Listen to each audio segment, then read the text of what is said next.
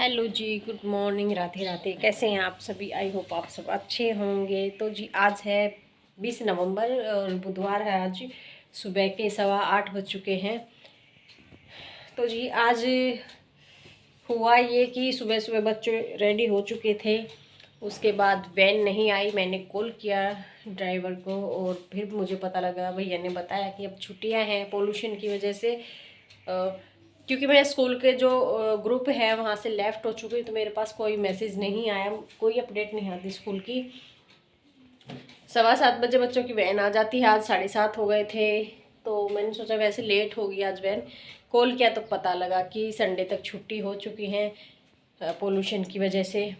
तो बच्चे रेडी थे, लंच भी पैक कर दिया था। उसके बाद फिर पता लगा छुट्टी है, तो भव्य तो इतना खुश है। पहले ही ये बोल रहा था कि मम्मी आज छुट्टी करवा दो, छुट्टी करवा दो, लेकिन मैंने छुट्टी नहीं करवाई। और लास्ट में हुआ यही जो ये चाहता था। देख लीजिए इस मासूम से चेहरे को, कितना खुश हो रहा है।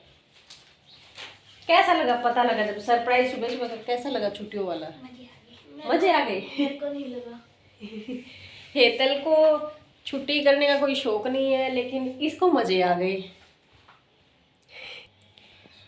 तो क्या करोगे तुम आज घर पे? मैं तो पढ़ काम करूंगा। हैं? मैं तो पढ़ूंगी। मैं घर के काम करूंगा। ये पढ़ेगी, ये तो अभी भी पढ़ रही है। ये घर के काम करवाएगा, ये मेरी भव्य हेल्प करवाएगी घर के काम में। ये वेट मशीन क्यों रखी इधर है? आ जाओ, तुम्हारा भी वेट करके देखती हूँ, जल्दी आओ। कितना है? 1 मिनट, 1 मिनट।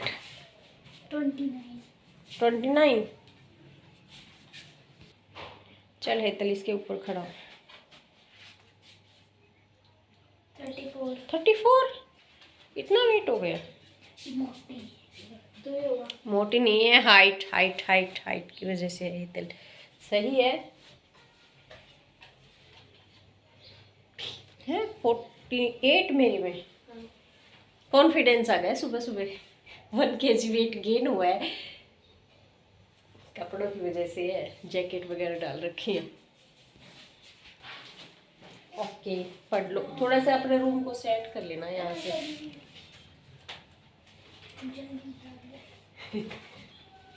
तो जी मैं भी कोर्ट नहीं जाऊँगी अब मतलब कि कंटिन्यू नहीं जाऊँगी।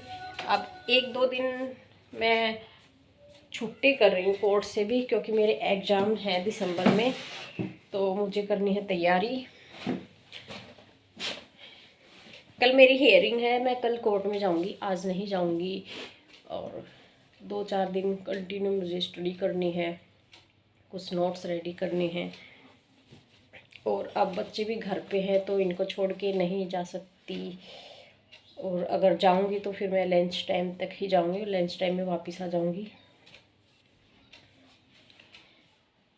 तो मैं आप सब और कुछ भी घर का काम नहीं कर पाई हूँ अभी तक मैं। सिर्फ मैंने बच्चों को रेडी किया था, पानी गर्म किया, नहाए, इनको ब्रेकफास्ट करवा दिया और लंच पैक कर दिया। और मेरी पानी में सॉरी टैंकी में पानी ख़त्म हो चुका है, क्योंकि एक्सटेंशन बोर्ड टूट चुका है मेरा और मोटर कनेक्ट नहीं कर पा रही। तो मुझे पहले इलेक्ट्रिशियन के पास जाना पड़ेगा, वहाँ पे ठीक करवाना पड़ेगा एक्सटेंशन बोर्ड को। उसके बाद मैं कुछ पानी का जुगाड़ करती हूँ। तो इतने सारे बर्तन रखे हैं, धोने हैं। हाँ, डायरेक्ट टैंक से, जो ज़मीन में टैंक बना हुआ उससे पानी निकाल के मैं बर्तन वगैरह साफ़ करूँगी। और बहुत लेसी हो रखा, बहुत फैला हुआ है। करीब आधा 1 घंटा मुझे किचन में ही लगेगा आज। तो मैंने सोचा जल्दबाजी में क्या ही काम करके कोर्ट में जाऊँ। तो अब भी मैं फ़िलहाल, पूरा घर फैला है, पूरा घर। तो मैं करती हूँ बाद में इसको सेट। और ऊपर भी फैला हुआ है, क्योंकि अभी गर्मी के कपड़े रखने हैं, सर्दी के कपड़े निकालने हैं, उनको धूप लगानी है। फिर एक बार फिर से घर को सेट करना पड़ेगा। इस कूलर को उठा के स्टोर रूम में रखूँगी, दूसरे रूम का कूलर है उसको भी स्टोर रूम में रखूँगी। आज मुझे काफ़ी सारे काम करने हैं, मतलब कि बहुत ज़्यादा काम करने हैं। और फिर मुझे जाना है, हमारी एडवोकेट मैडम है सुदेश, उनके घर पे, क्योंकि वो भी कोर्ट नहीं जा रही 2 दिन से, उन्होंने भी बुलाया है, कुछ काम है हमें। तो जी मैं आप लोगों के साथ शेयर कर रही थी अपनी लाइफ जर्नी। तो मैंने बताया था कि मेरी शादी के बाद क्या हुआ, मायके में मेरे साथ क्या हुआ। शादी के बाद मेरी इनकम टैक्स ऑफिस में एक डीसी रेट पे जॉब भी मिली थी, लेकिन मुझे वो नहीं करने दी गई। उसमें मेरे भाइयों का भी इन्वॉल्वमेंट हुआ, मेरी सास ने भी किया दखलंदाजी, मेरे हस्बैंड ने भी की, और सिर्फ मेरे ससुर थे उस टाइम पे जो चाहते थे कि हाँ मैं जॉब करूँ, वो मेरे सपोर्ट में थे, लेकिन मुझे नहीं करने दिया गया। मैं फिर से घर पे बैठ गई थी, और फिर मैंने जो कंप्यूटर कोर्स वगैरह करी थी मैंने उसको भी बीच में बंद कर दिया था कि जब मुझे जॉब ही नहीं करने दे रहे तो क्या फ़ायदा है ऐसे कोर्स करने का या आगे स्टडी कंटिन्यू करने का। लेकिन ऐसे काम नहीं चल रहा था, और ना तो मेरे हस्बैंड उस टाइम जॉब करते थे, ना मुझे कहीं से भी कोई फाइनेंशियली सपोर्ट मिल रहा था। हाँ, जब मैं मायके जाती थी तब मेरी मम्मी मुझे कुछ थोड़ा बहुत जो भी देती थी उससे मैं अपना काम चलाती थी, लेकिन उस टाइम पे मुझे घर खर्च की मेरे ऊपर कोई जिम्मेदारी नहीं थी।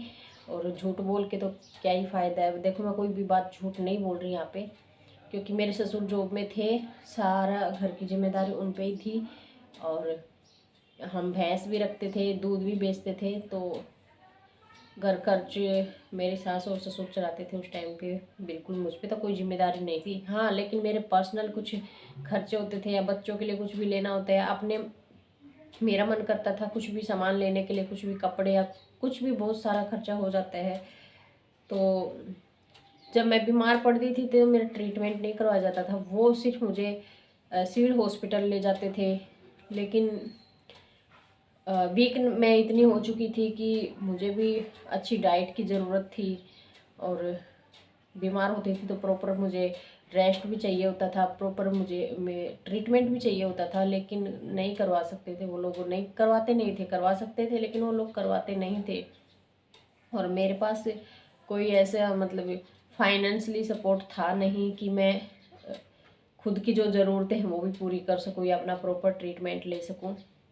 तो जी मुझे थोड़ा बहुत सिलाई का काम आता था, स्टिचिंग का, तो मैंने सोचा चलो कोई नहीं, स्टडी नहीं कर सकती मैं, नहीं करने देंगे मुझे जॉब, तो क्यों ना मैं आगे सिलाई सीखूं। तो कुछ टाइम के लिए मैं कहीं एक आंटी से सिलाई सीखने के लिए जाने लगी। 1 महीना मैं गई वहाँ पे। मैंने मेरी सास को बोला इस काम के लिए, तो मेरी सास एग्री हो गई थी और मैं सिलाई सीखने लग गई। बेसिक मैंने सिलाई सीख ली थी। तो मैंने रिक्वेस्ट करके मैंने फ़ोन लिया मेरे हस्बैंड से, मैंने रिक्वेस्ट की कि मुझे फ़ोन दे दो। उसमें से कुछ मैं फिर यूट्यूब के थ्रू मैंने कुछ सिलाई सीखी। तो जब मेरा हाथ साफ़ हो गया, मैंने खुद के कपड़े सिलाई किए, कुछ मेरी सास के, ननद के, तो अच्छा खासा मेरी सिलाई में अच्छी खासी पकड़ हो गई थी। तो मैं सिलाई करने लग गई थी घर पे ही रह के। लेकिन जब सिलाई करती तो बाहर की लेडीज़ आएंगी तो मेरी सास को वो भी पसंद नहीं था, या ये चाहती थी कि कोई भी लेडीज़ आती है सिलाई के लिए तो मुझसे बात ना करे, वो मेरी सास से ही बात करे, और अपना जो भी काम है अगर वो अपना मेजरमेंट देने आई है वो दे और यहाँ से चली जाए। और हाँ, मेरी सास की ये भी मुझसे उम्मीद थी कि जो भी स्टिचिंग की, जो मैं भी सिलाई के जो भी मैं पैसे लूँगी वो मैं मेरी सास को दूँ। ये उन्होंने मेरे सामने डिमांड रखी कि सिलाई तू कर, लेकिन जो भी पैसे आएंगे वो मुझे दे, क्योंकि मैं घर में चलाती हूँ। तब मैंने बोला कि आप घर चलाते हो और सैलरी मिलती है, पापा को भी अच्छी सैलरी मिलती है, आप भी दूध बेचते हो, तो मैंने तो अभी तक घर के काम करने के लिए मैंने तो आपसे कोई पैसे नहीं मांगे कि मैं भी भैंस का काम करती हूँ, फिर आप दूध बेचते हो उसके पैसे आप मुझे दो। मैंने तो अभी तक ये कोई डिमांड नहीं रखी आपके सामने, तो आप मेरे सामने ये कैसे बोल सकते हो। उस टाइम मैंने उनको ये बात बोली थी, क्योंकि भाई मैं अपनी ज़रूरतें पूरा करने के लिए कि थोड़ा बहुत मैं, मेरे पास भी कुछ पैसे रहें, मेरा भी मन करता है कुछ अच्छे कपड़े खरीदने का, या मैं बीमार पड़ती तो मैं ट्रीटमेंट करवाऊँ या प्रॉपर डाइट लूँ, या अपने बच्चों के लिए कुछ खरीदूँ, मेरा भी मन करता है। तो इस बात से मेरी सास भड़क गई थी, नाराज़ हो गई थी। लेकिन मुझे इस चीज़ से कोई फ़र्क नहीं पड़ा, क्योंकि जब मैं पूरा दिन घर के काम करती हूँ और उसमें से जो मी टाइम होता है, मी टाइम थोड़ा बहुत मैं खुद के रेस्ट के लिए टाइम निकालती हूँ, उसमें भी अगर मैं कुछ बाहर के कपड़े सिलाई के लिए ले रही हूँ और स्टिचिंग करती हूँ, तो जायज़ सी बात है कि वो मेरा मी टाइम है उसमें से टाइम बचा के मैं सिलाई कर रही हूँ, एक्स्ट्रा मेहनत कर रही हूँ कि मेरे पास भी थोड़े बहुत पैसे आएँ, मैं भी अपनी पसंद की चीज़ें खरीदूँ, अपने बच्चों के लिए कुछ खरीदूँ। उस पे भी मेरी सास अपना हक जताने लग गई थी। तो उन्होंने बोला ठीक है, कोई बात नहीं, सिर्फ घर घर की कपड़े सिलाई कर और बाहर के नहीं करेगी। वहाँ पे मेरी सास ने टांग अड़ाई, तो मुझे फिर से इतना बुरा लगा, मैं मतलब बहुत गुस्सा हो गई थी उस टाइम पे भी, लेकिन मेरा कहीं जोर नहीं चलता था। तो मैंने बोला कोई बात नहीं है, मैं बंद कर दूँगी, मैं सिलाई नहीं करूँगी जब मेरे हाथ में एक पैसा तुम लोग भी नहीं देते हो, और मैं अपनी मेहनत से अगर मैं कुछ भी मेहनत करके दिन रात अगर मैं कपड़े थोड़े बहुत भी सिलाई करती हूँ, मिलता ही कितना है सिलाई में, और कितना लेडीज़ दे के जाती हैं, कि अगर वो पैसे भी आप लोग ले लोगे तो फिर क्या फ़ायदा है।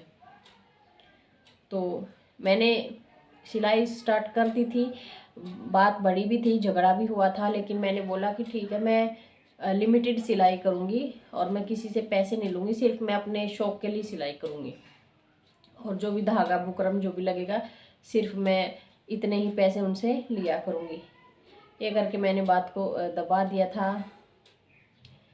तो लेकिन कुछ टाइम बाद मेरी सास को पता लगा कि हाँ ये नहीं देगी पैसे वैसे और इसको सिलाई करने दो, तो उन्होंने फिर परमिशन दे दी थी। क्योंकि फिर उस टाइम पे मैंने भी डिमांड रखती थी कि अगर ऐसा होगा आप मुझसे मंथ में ज़्यादा नहीं तो 2-3 हज़ार रुपये आप मुझे मेरे पर्सनल खर्च के लिए दिया करो, और सिलाई में जितने भी आएंगे आप बाहर से लेके आओ, कस्टमर को लेके आओ, उसके जो भी पैसे बनेंगे वो मैं आपको दे दिया करूँगी। ये मैंने मेरी सास के सामने डिमांड रख दी थी, और मेरी सास ने इस बात पे एग्री कर दिया था। इस बात पे मेरी सास एग्री हो गई थी कि ठीक है, मैं बाहर से कस्टमर लेके आऊँगी, उसकी जितनी भी सिलाई होगी वो मैं लूँगी, मैं डिसाइड करूँगी कि इस ड्रेस के कितने पैसे देने हैं, लेकिन हाँ मैं पर मंथ मैं तुझे उनमें से पैसे दे दिया करूँ। मेरी सास को ये लग रहा था कि अगर ये स्टिचिंग करेगी, मैं पता नहीं कितने कस्टमर ले आऊँगी, कितने पैसे कमा लेगी, उसमें से 2,000 रुपये मैं इसको दे दिया करूँगी, बाकी के मैं रखूँगी।